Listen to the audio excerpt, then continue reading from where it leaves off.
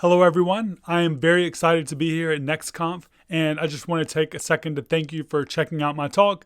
Now, there's a lot of important things that you could be doing in your life and in this event, and you chose to take the time to hang out with me, so thank you. So let's go ahead and get started.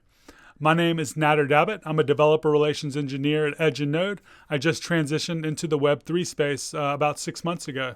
And this talk is going to be a combination of what Web3 is and also how to build an app on Web3 and what that stack actually might look like, especially maybe coming from a Web2 background like myself. So my talk is called Defining the Web3 Stack. And to define the Web3 stack, I first want to talk about what Web3 is from my perspective, and then we're going to look at the actual stack and the different protocols and the tools to build out a Web3 app.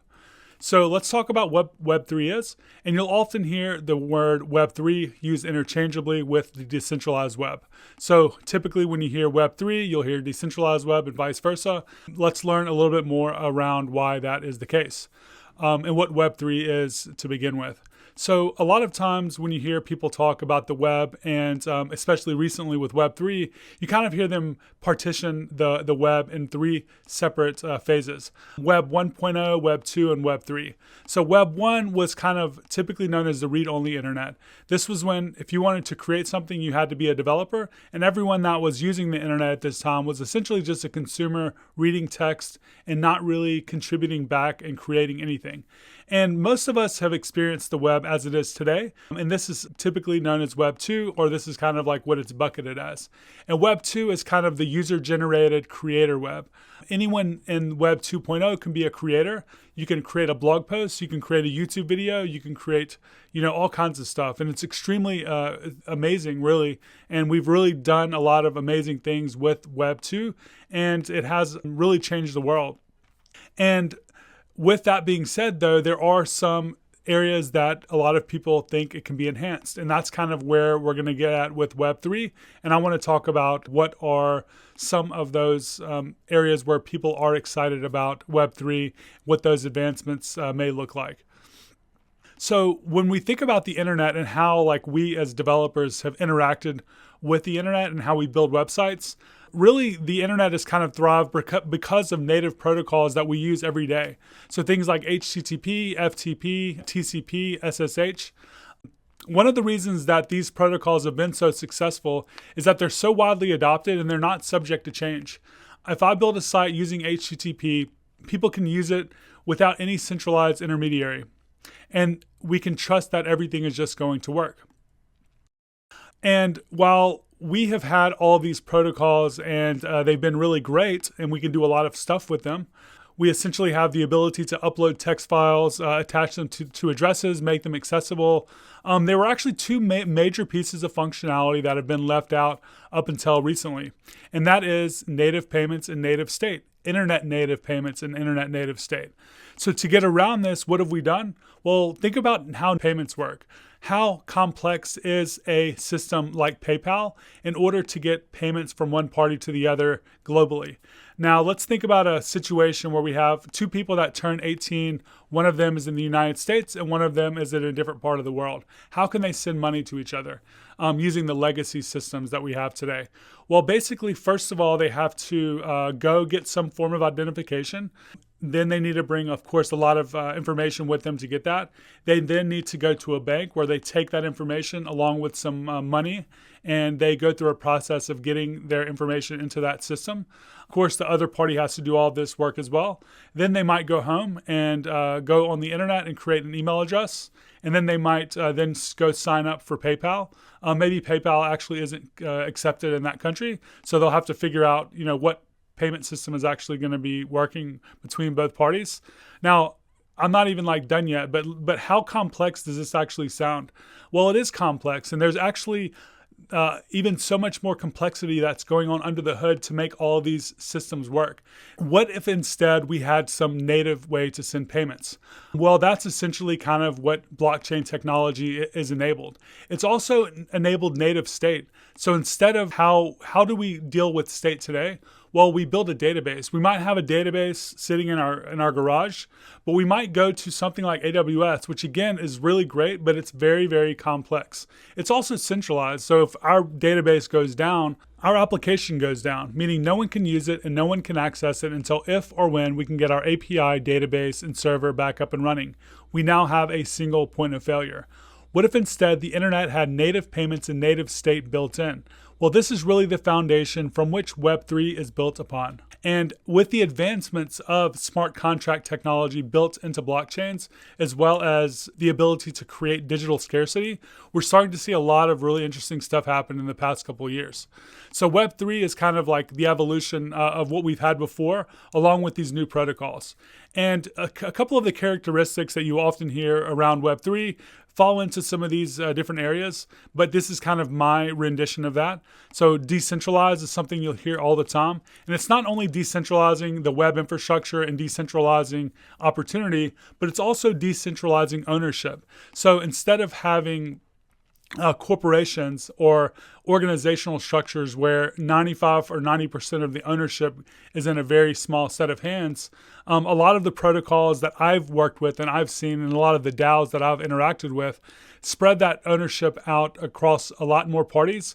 There are a lot lower barriers to entry to gain ownership. And a lot of times people that in the past were locked out of these opportunities are getting them, and they can create them for themselves without a lot of gatekeeping.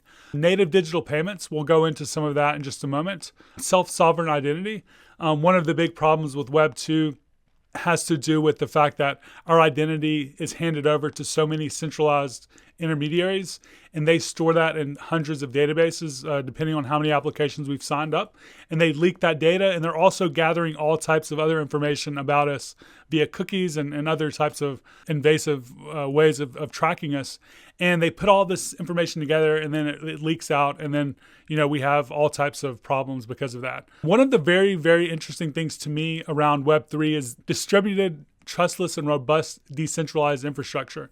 Someone coming from the serverless world, I truly realized that a lot of the Web3 technology is really just serverless, in the sense that we have these protocols that are building out and creating the web infrastructure that we might have used from a web company like AWS or GCP, but instead it's truly decentralized in the sense that if 1,000 of these servers go down, my application may still be running. Really, two really interesting areas as well are open and public backends, meaning that if I choose to build my application in this manner, I might have the opportunity to build out my YouTube channel instead of hosting it on YouTube. What if instead we could have all of these videos being hosted forever on some distributed, decentralized backend that not only I can take advantage of, but other developers can compete and build interfaces on top of that data. Similar to kind of what we're seeing already in the Defi and in NFT space, in the Web3 space, we're going to see a lot more of that same stuff happening in other parts of Web3. So let's talk about those parts of Web3. What are the types of applications that people are building? Well, let me give you some examples of areas that I think are good ways to kind of exemplify what the benefits of Web3 are.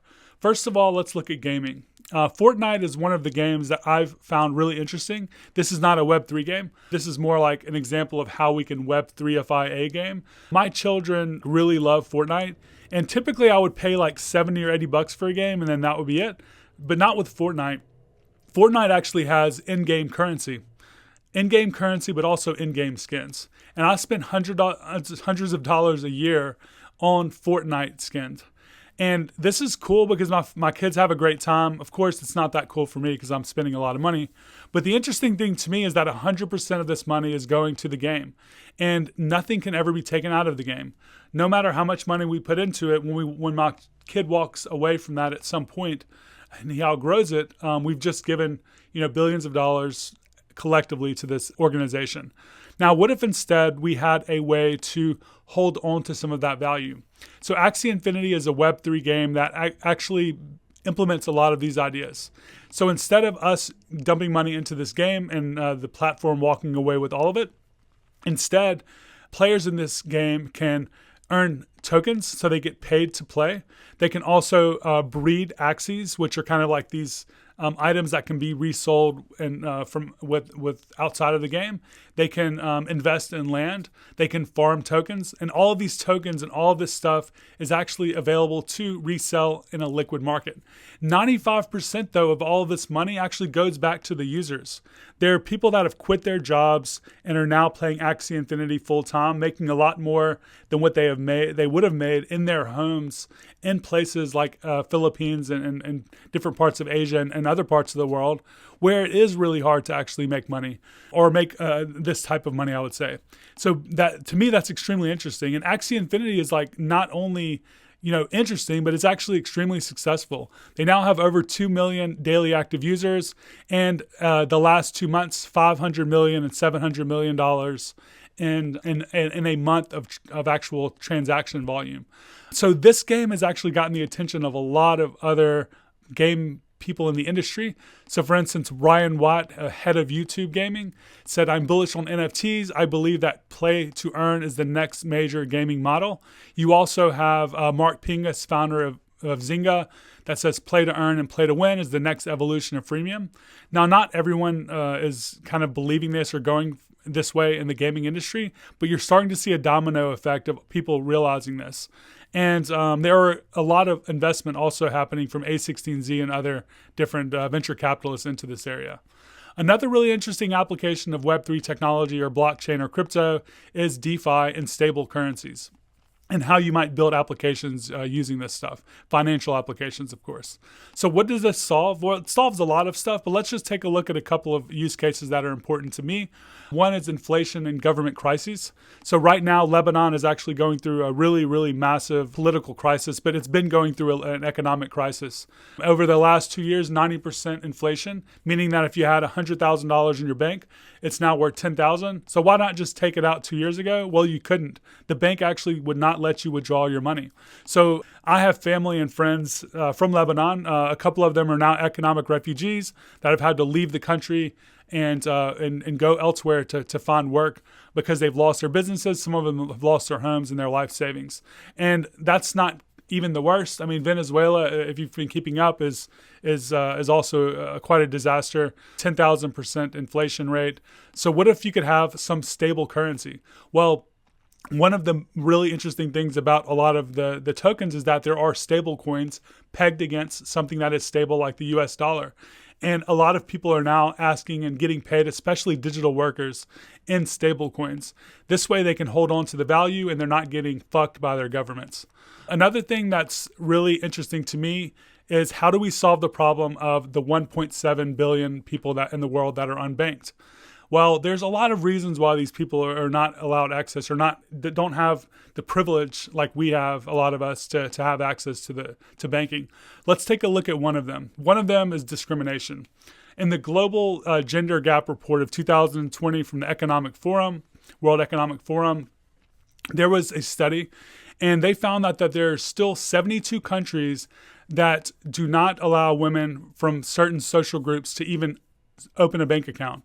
72 countries where women cannot open a bank account just because they're women. This doesn't even go into a lot of the other stuff around why people are unbanked, but this alone, to me, says a lot. And if there is a way to kind of help solve this, and there is, then let's go ahead and make it happen. So with Web3, you can actually jump into a Discord and literally jump into a conversation and meet people and start, working and getting paid in tokens. Let's imagine a world where even Web2 companies would pay someone in tokens. Then people can, start actually making money, having a stable currency as well if they choose so. And the biggest challenge at this point is that not every digital platform takes and accepts these tokens. So how do you actually turn those into a way to spend your money like in your hometown to buy groceries or something?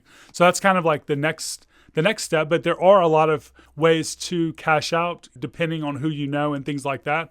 The people I know in Lebanon, there are people there that help them offload, digital tokens and stuff like that. But ultimately, I think the goal would be able to kind of have more of a liquid exchange between local fiat and these stable currencies than we have today.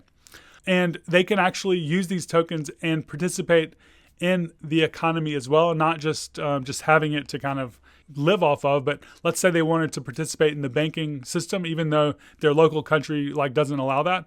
Well, they can participate in DeFi protocols like Curve, which has $17 billion in liquidity, Aave $28 billion, and Uniswap, which has a total of $386 billion traded, doing lending, borrowing, and all types of other interesting stuff in finance.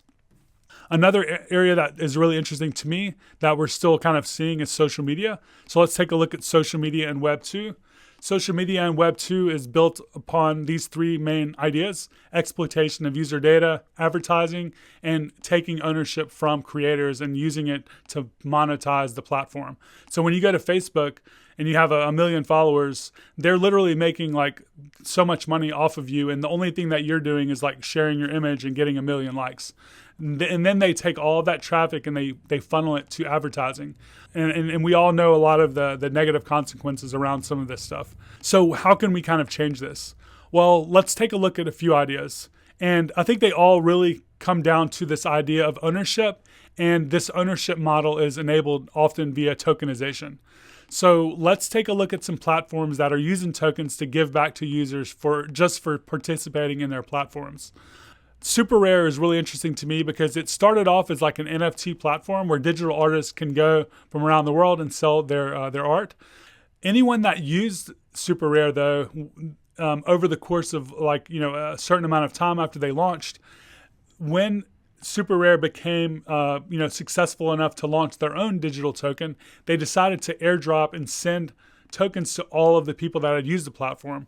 So just from actually opening the app and using it, you would have received anywhere between a few thousand to some people received over 100,000 US dollars worth of tokens just for using the platform.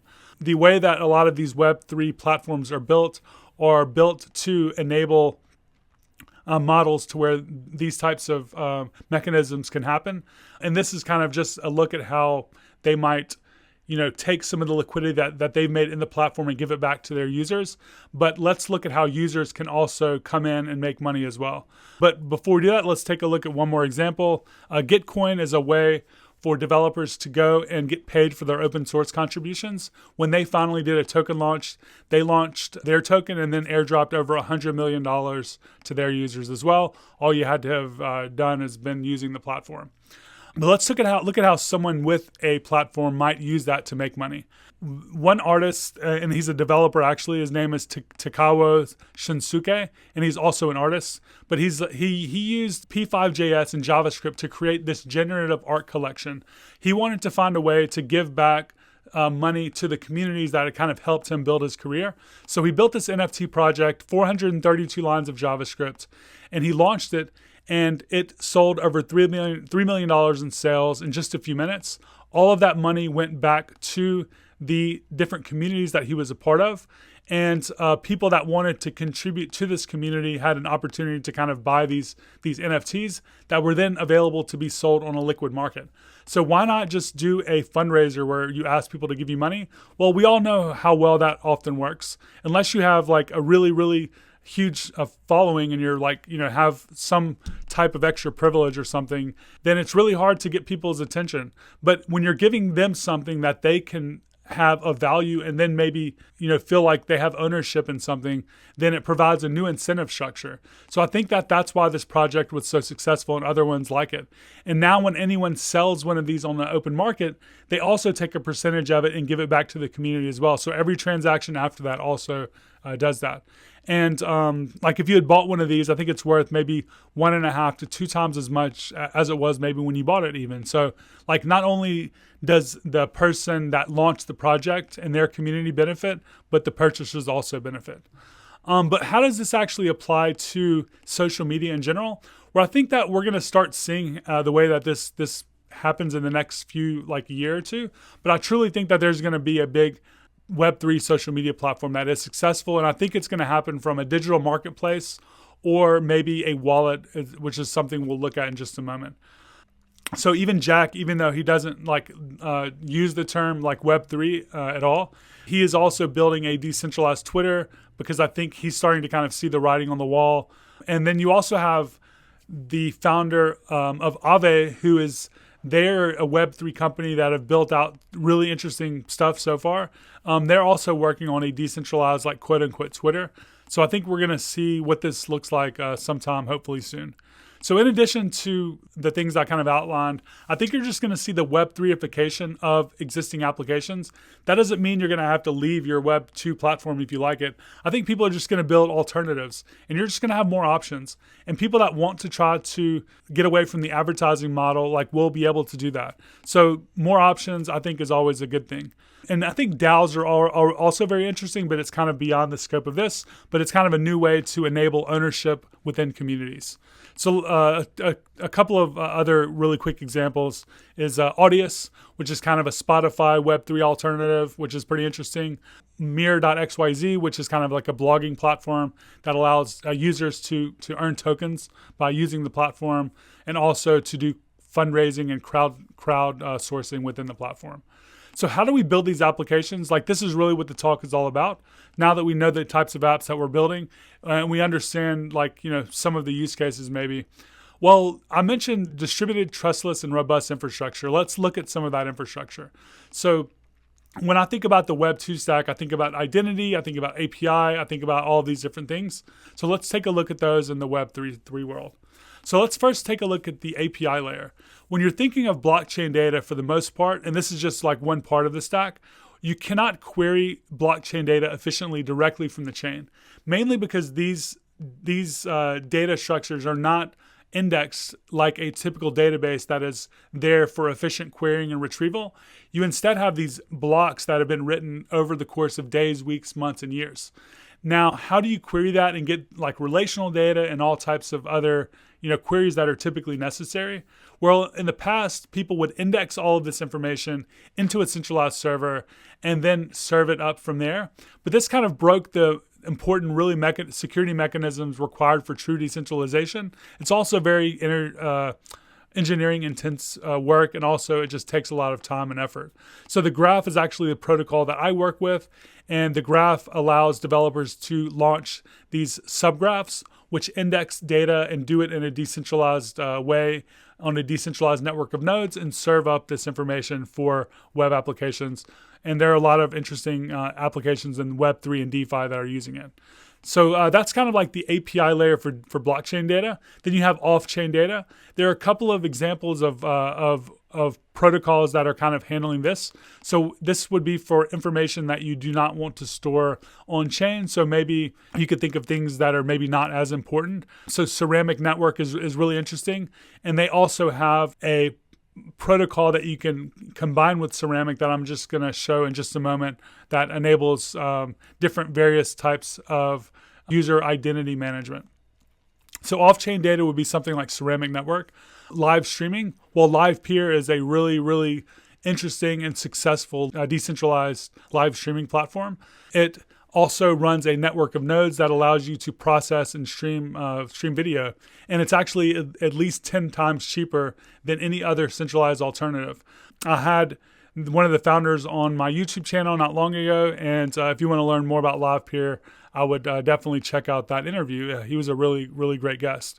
What about file storage? So we might think of something like S3 for file storage. Well, in Web3 space, there's a handful of them. The two most interesting ones to me are IPFS and Arweave. IPFS is a decentralized file storage network, but you're not guaranteed a lot of times like how long these files will be stored or pinned. Now, there are different services and different protocols that kind of try to make this long living. But at the end of the day, it is hard to determine how long these files will be available. So another option there for something much longer lived is Arweave. Arweave is a protocol that allows you to store files permanently. And you can store blog posts, images, all types of stuff. So you pay a single transaction fee. I think for a 1 megabyte section of text is like 4 cents or something like that. But once it's stored, you never have to pay hosting fees ever again. So you could launch your blog and then never pay anything for 20 years, and it's still going to be working, which is, to me, pretty interesting. For Get source control, Radical is a decentralized network. They have their own tokens as well. I think one of the really things that we could dive into a lot in a completely separate talk is kind of how you deal with identity. And how identity works in Web3 is just so much different than what we're used to. What we're probably used to is handing over our email address or our phone number or something to authenticate, maybe via OAuth or via some form. Well, with Web3, you're typically using something called public key encryption.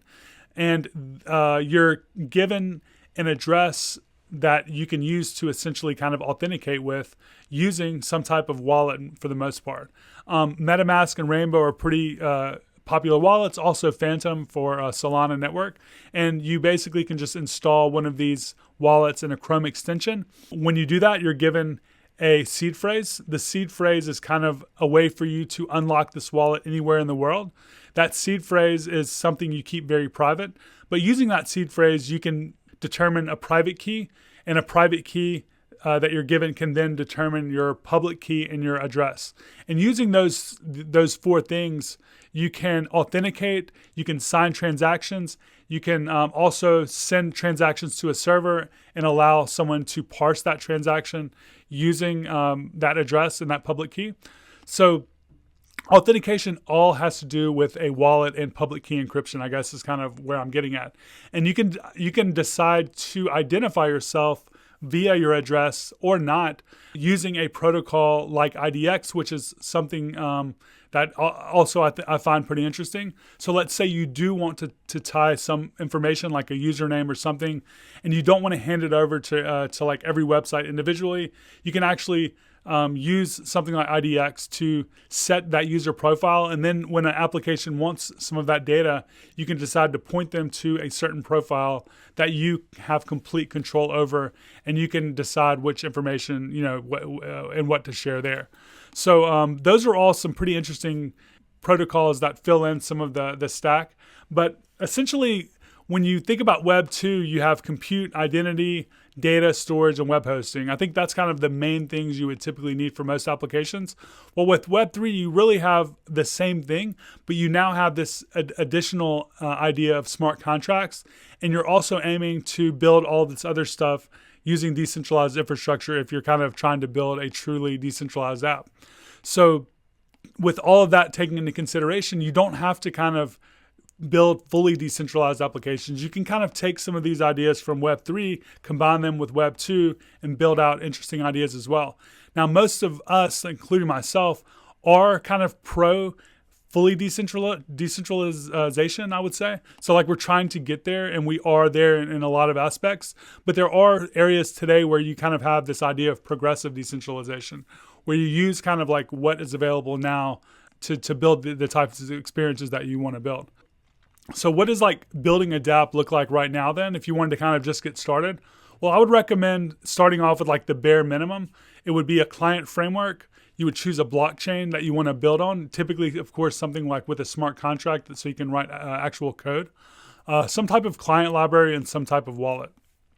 Now, when you're thinking about a blockchain, there are a handful that are gaining popularity. But I think for me, as a developer that wants to write actual code that executes, these are some of the more interesting ones that are starting to gain popularity and that have fairly good either documentation or communities out there. Ethereum, Avalanche, Solana, Phantom, and Near. Those are all really, really interesting to me. Tezos is also kind of interesting. I think one thing to keep in mind, though, is there's this idea in JavaScript or in React where you can kind of learn JavaScript or React once and you can write it anywhere. And you can build all types of applications, Well, in blockchain, Ethereum and EVM is kind of a similar role. EVM stands for Ethereum Virtual Machine. So you can learn this Solidity EVM toolkit and environment, and you can actually build applications on various blockchains, like over a dozen different areas. You can do Ethereum, you can do Optimism and Arbitrum, which are Ethereum layer 2s. You can build on Avalanche and Celo. You can build on Polygon. You can build on like a handful of different blockchains. So that's kind of often a very good place to start, learning EVM, Solidity, and Ethereum, and then you can kind of build in a bunch of different areas. So to get started, I would recommend like the starter Web3 stack would look something like this. Use a client framework like Next.js. You can have hard hat, which is a really, really interesting Ethereum development environment. You could almost think of this as like the Next.js of Ethereum, where you kind of like get all this great stuff packaged for you, and you can do all kinds of stuff, and you don't have to kind of run all of that code and do all that stuff yourself. It's kind of packaged in. Ethereum client library, Ethers.js, is something like Fetch or Axios in the Web3 world. And then a wallet to get you started might be something like MetaMask. I'd also recommend checking out Scaffold ETH, which is a GitHub repository run by Austin Griffith. And there are over, I think, 200 branches in this repository. And each branch is like a separate application built from scratch. So you can kind of see how to build, token exchanges, DeFi projects, governance, DAOs, all types of different really interesting applications are there. Another one is Solana, and using the Anchor framework is kind of like a hard hat version of what you might want for Solana. And this is just another great place to start if you're looking to kind of learn Solana development, to check out Anchor. And if you want an end-to-end guide, I would check out my tutorial, The Complete Guide to Full Stack Ethereum Development. It's been read over a couple 100,000 times across various platforms at this point. And that was a lot, but that is it. So I just wanted to say thank you for your time. I hope you learned something, and I hope this was interesting for you. And thank you for checking out this talk, and I hope you enjoy the rest of NextConf.